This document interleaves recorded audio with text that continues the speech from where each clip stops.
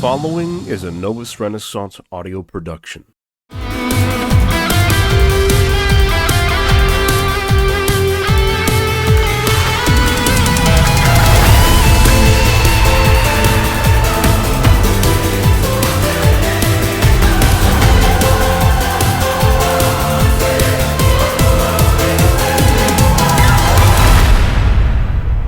Exsurge Tolkien, Arise, O Tolkien. We present this humble encyclical in defense of Professor Ronald Reuel Tolkien's legacy, condemning the Rings of Power heresy in 3 parts against all future heresies yet to come. Proclaimed the 25th of March, 2022. Arise, O Tolkien. Arise against foul fiends and dark deeds that have burst forth from stealth, secrecy, and scheming upon the serenity of your beloved Middle-earth. Vanity Fair's article, Amazon's Lord of the Rings series rises inside the Rings of Power, has revealed heresies. These heresies are ignorance, schism, separation or division, contempt, and hubris or excessive pride against the world of Professor Ronald Reuel Tolkien. Since then, thousands of content creators with thousands of responses have decried this catastrophe. However, the responses are scattered, reactionary, and topical, mixed with a plethora of emotions. Excellent fandom, listen well, for our possessed adversaries have bitterness and contempt in their hearts. They brag and proclaim falsehoods against Tolkien's truth, while wicked, obstinate killjoy extremists have declared wrathful, avenging rage upon Tolkien's great tree of story planted long ago by his diligent care. Now worms from digital domains seek to destroy tales of old and every savage creature to consume the carcass. They have at long last come for Tolkien, and soon after thee. Majestically rise now with Novus Renaissance in sharp defiance against the heart of this heresy, and cast it back into the digital cavern from whence it came. Actively come forth, nerdrotic, geeks and gamers, Odin, RK Outpost, 1/4 Black Garrett, Chrissy Mare, Lauren Chen, Just Some Guy, and Heel versus Babyface against these schemers. Rise also, Doomcock, Manix, Because Geek, George the Giant Slayer, Yellow Flash, Young Ripper, Josiah Rises, Bald Book Geek, as your defense of correct opinion enlightens the fandom as the sun's light illuminates the darkness. Invoke all ye faithful of Tolkien a defense of his orthodoxy against this present and oncoming storm of heresy, set to unleash on the 2nd of September 2022. Allies and foes alike shall know where Novus Renaissance stands when war comes to fan Earth. Ghastly is it that the Rings of Power discourse shall endure to September 2nd of 2022 and beyond. We deem the best method to counter this heresy would be to block, banish, and cease all dialogue, coverage, and discussion of this subject. However, we recognize that a preponderance of content creators would continue the coverage and fight the long defeat until the series release and its aftermath. Reconquest of the soul of Middle-earth is now the aim of these blatant abuses and pernicious errors that disgrace the name of Tolkien, that caused grave injury to the orthodoxy of his Middle-earth legendarium. We present in 3 parts, leveraging the logic, reason, and canon of Professor Tolkien himself against these parasites. Pontificating pompous peacocks that argue against us, argue against Professor Tolkien, and are not the friends or admirers of the man, but rather the destroyers of the distinguished Oxford Don. Their insolence has already set the peaceful world of Tolkien fandom ablaze. Part 1. Heresy begins. There is something putrid in the state of fandom. Rumors began in January 2021 However, now a corporate machine, theocracy, has appropriated the Middle-earth sacred cauldron of story. Parasites introduce ruinous herbs, putrid poisons, bitter gall, and deadly mandrakes into the Oxford Don's cauldron, from which all Lord of the Rings folk partake. These assailing vandals gather their marauding hordes to wage destruction upon Professor Tolkien's imagination, who also observed in his own time, quote, "Their first war of machines seems to be drawing to its final inconclusive chapter, leaving, alas, everyone the poor, many bereaved or maimed and millions dead, and the only thing triumphant, the machines. As the servants of the machines are becoming a privileged class, the machines are going to become enormously powerful. What's their next move?"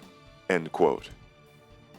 Indeed, the machine's next move has been revealed: to dominate and scourge Professor Tolkien's beloved secondary world of Middle-earth.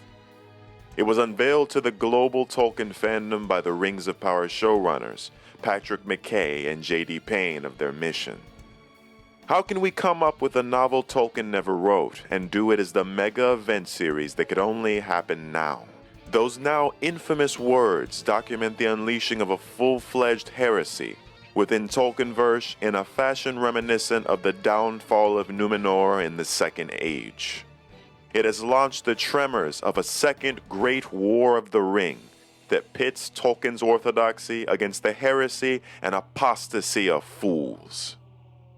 Orthodoxy is the author's truth, and fans honoring the author's truth, correct opinion, and intent. Heresy is when fans are in obstinate error of the author's orthodoxy. When uncorrected, heresy ultimately devolves into apostasy. When heretical fans refuse to correct their error and tyrannically seek to impose their heresy on both fan and author, they abandon reason for madness, leading to absolute ruin and destruction. The Rings of Power is a profound, vile heresy because it destroys orthodoxy, and that has caused a scandal, offensive among the fandom. The Rings of Power proclaims all that glitters is gold. Nevertheless, it seems fair but feels foul, with a vision that is blatantly contrary to Tolkien's orthodoxy. Alas, smiling heretics have turned obstinate as time has passed since the 10th of February 2022, and now they've become aggravating apostates. Instead of repenting their errors and returning to Tolkien orthodoxy, which would create a sense of honoring the wholesome goodness of Professor Tolkien, these fiends now seek to destroy Middle-earth out of malice, spite, and will to dominate, through a most grievously inept ideology. But the behemoth force of the Rings of Power teaser trailer, bulging like a protruding boil from the intestinal gut of Grandfather Nurgle, began a chain reaction the machine did not expect. The beacons of Tolkien orthodoxy across all diverse groups, colors, backgrounds, languages, religions, and personalities joined together in common purpose after the official teaser trailer was released 4 days later.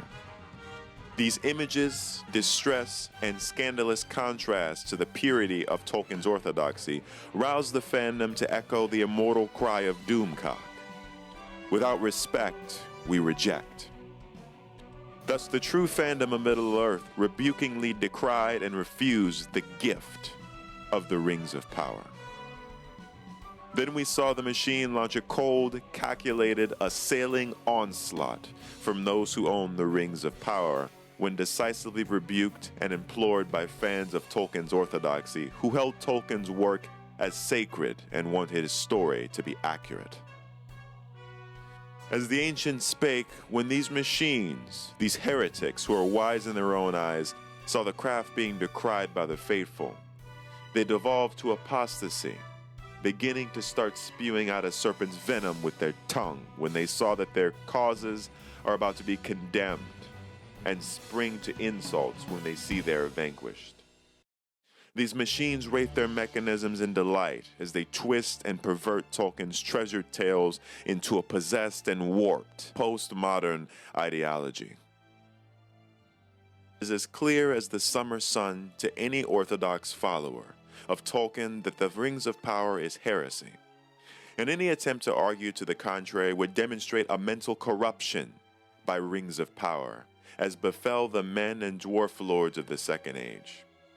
What a glorious thing it would be for the legacy of Tolkien if the entirety of his fandom declared in one unanimous voice upon the morrow to banish the Rings of Power discussions, thoughts, viewings of this type of propaganda from digital dominions and content creator commons forever.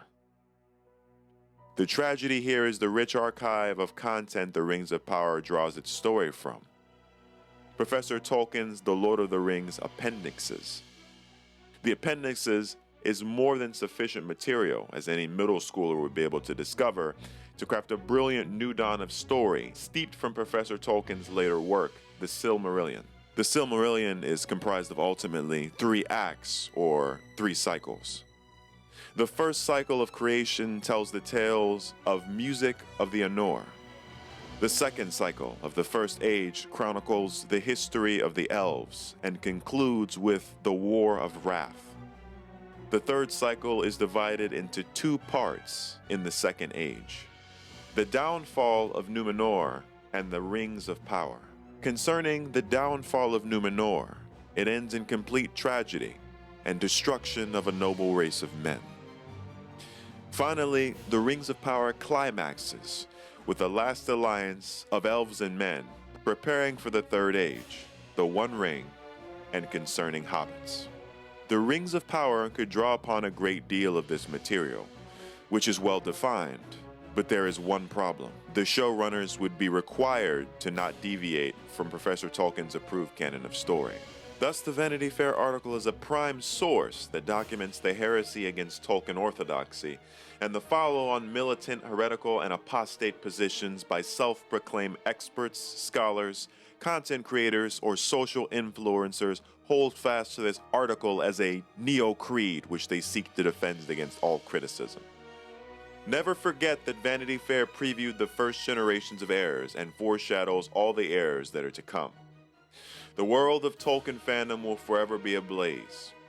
We treat the Rings of Power heresy as we did the corruption of Masters of the Universe revelation. Counter heresy with orthodoxy.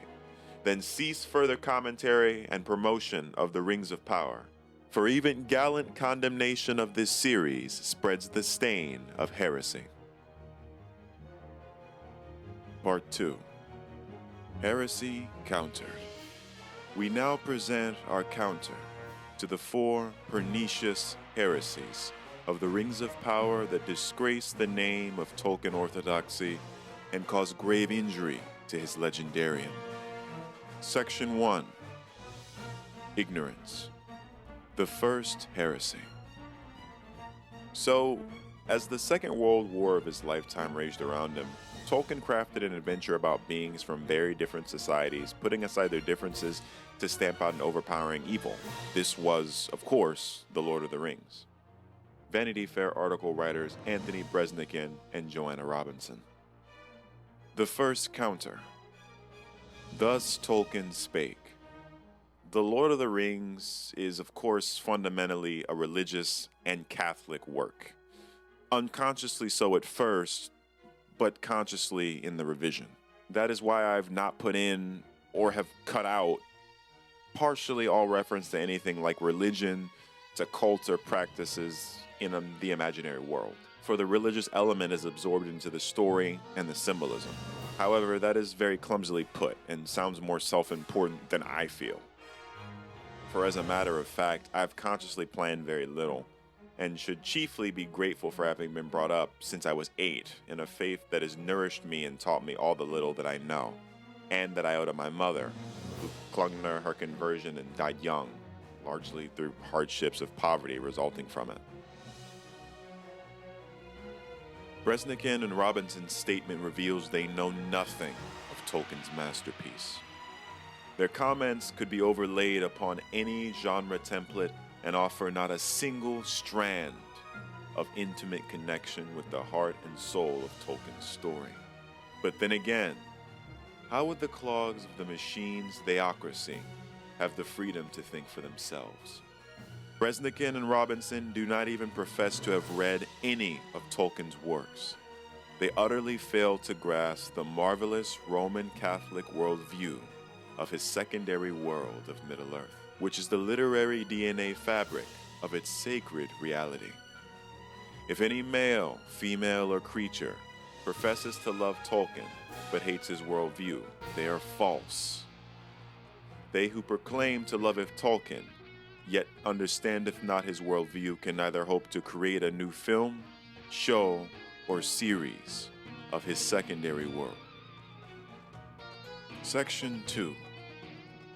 Schism. The Second Heresy.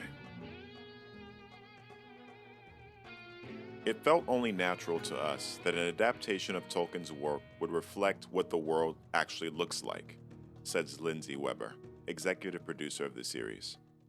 Tolkien is for everyone. His stories are about his fictional races doing their best work when they leave isolation of their own cultures and come together. Lindsay Weber, executive producer of the series.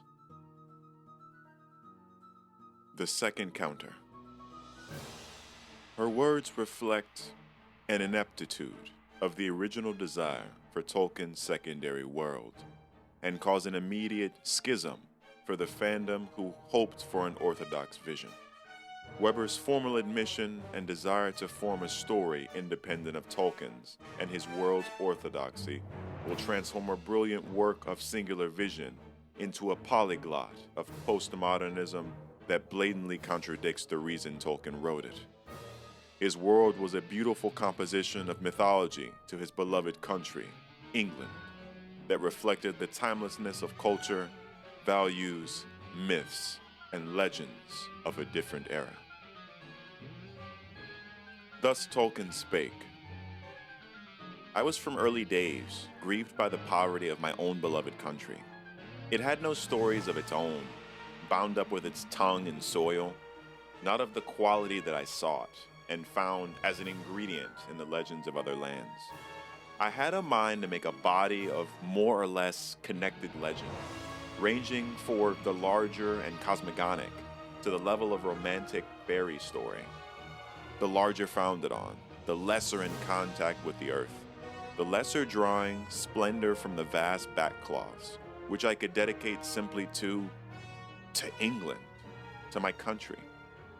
It should possess the tone and quality that I desired, somewhat cool and clear, be redolent of our air, the clime and solly of the Northwest, meaning Britain and the hither parts of Europe, not Italy or the Aegean, still less the East. Weber desires to craft a new version of Tolkien's work for everyone, save the man who wrote it. She would fundamentally transform the creator's design into a monstrous anti-likeness bearing no resemblance to the first cause. This heresy leads to a schism among the fans, and it is the highest form of masking utter contempt towards a man who had no other desire other than to write a mythology for himself and his country. Thus the result of the Rings of Power is schism, and a catastrophe by a means that the professor hath already predicted. The series will forever leave a rift between the fandom and wrought confusion for years to come.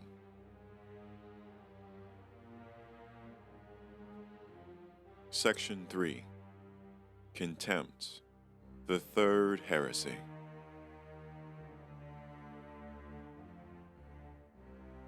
In the novels, the aforementioned things take place over thousands of years, but Payne and McKay have compressed the events into a single point in time.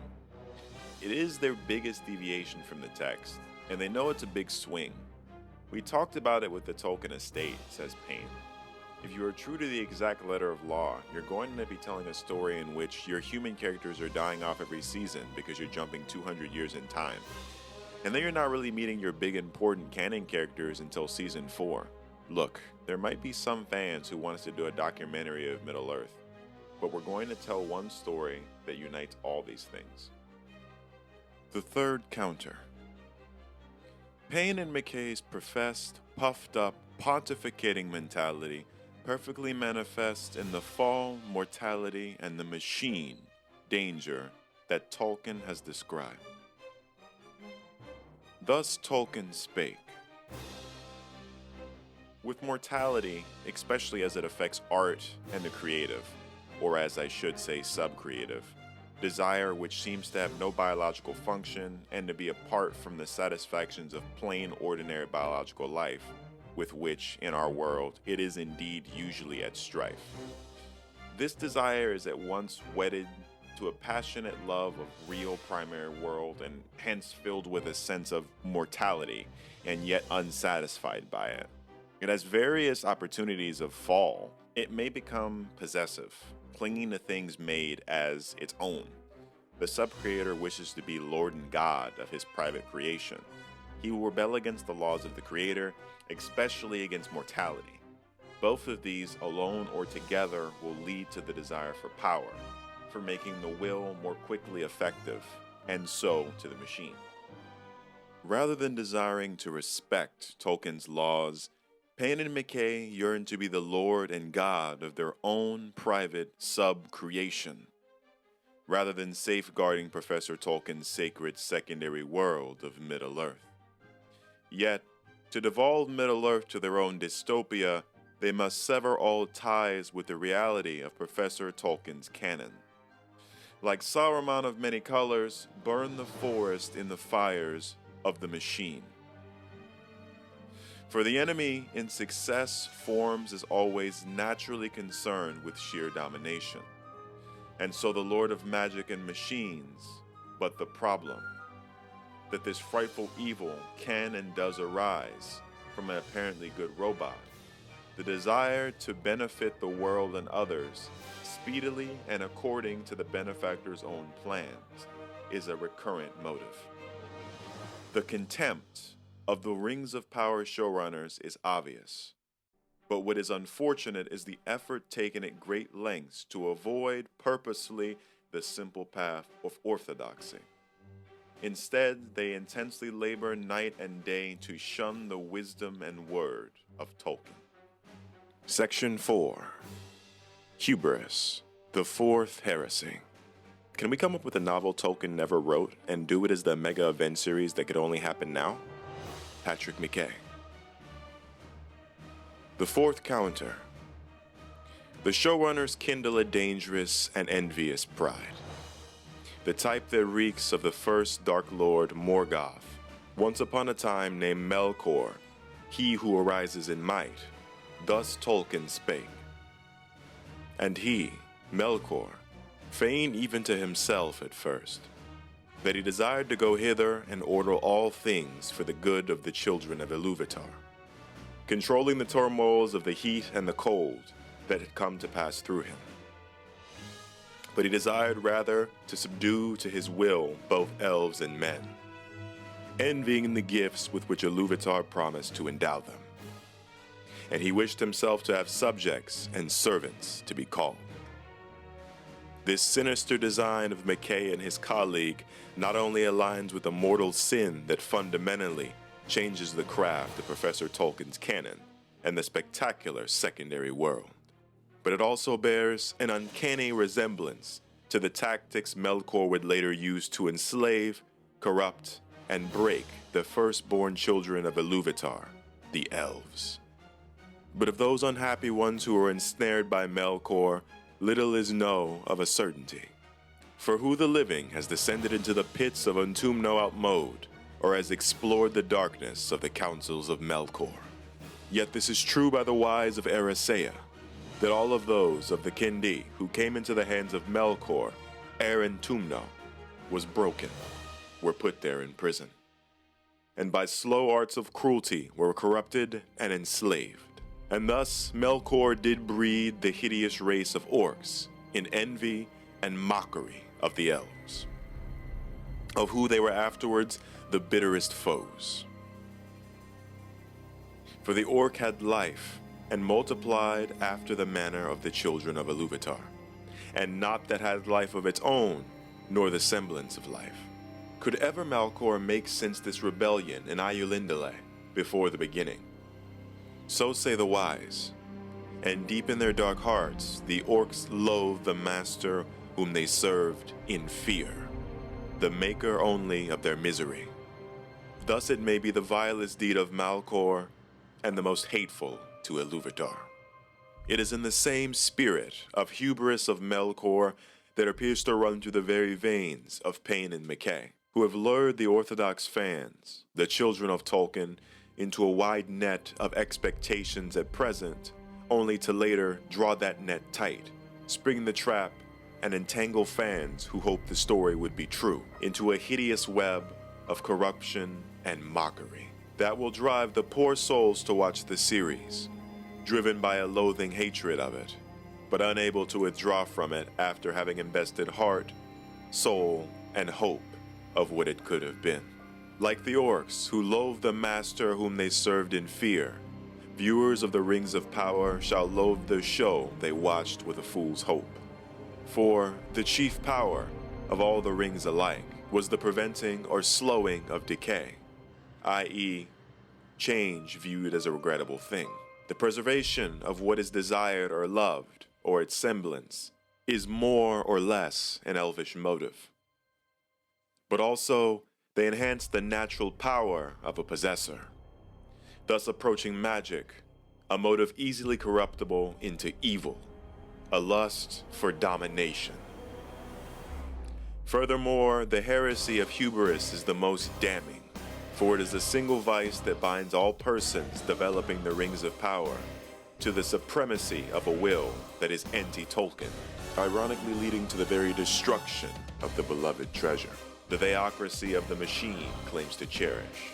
If these motives are premeditated instead of an ignorant circumstance, then such actions are more than a heresy. They are an abominable, accursed apostasy.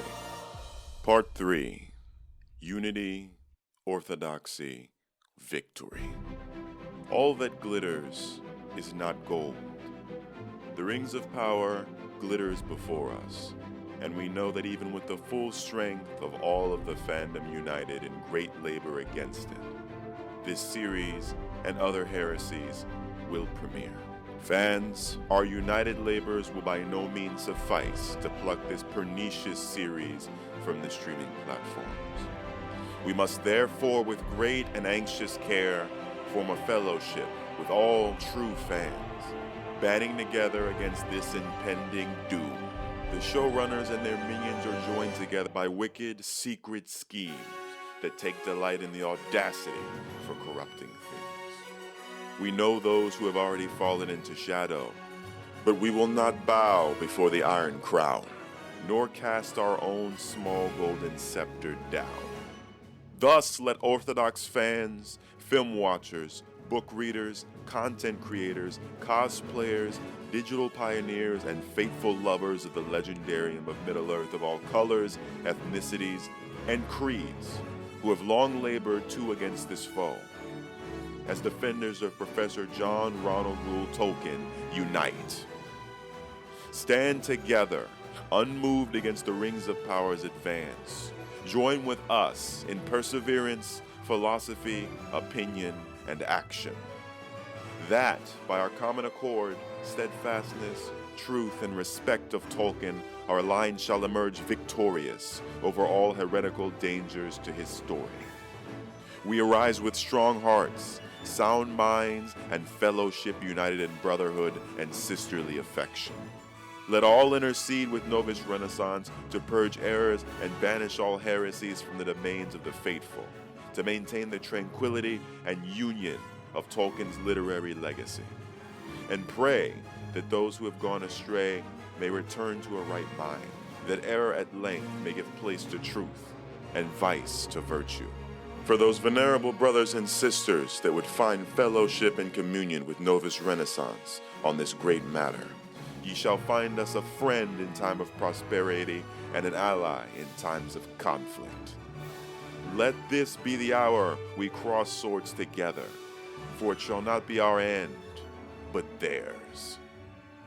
May blessings of men, elves, all free folk, and Professor Tolkien be to you all. Thus do we, by the divine authority manifested by the supreme power of the cosmos, doth proclaim upon the digital chair of our dominions the 25th day of March 2022, the third year of our existence, the prime octar of Novus Renaissance. Novus Renaissance is the new platform for fan freedom, creating and defending great stories, great characters, and superb secondary worlds. Find out more about Novus Renaissance in Dor Vahdor's world of pre-flood Earth, along with the ability to purchase our books, music, merchandise, and leverage our self-publishing support services at www.novusrenaissance.com. The world of fans is following us. Are you?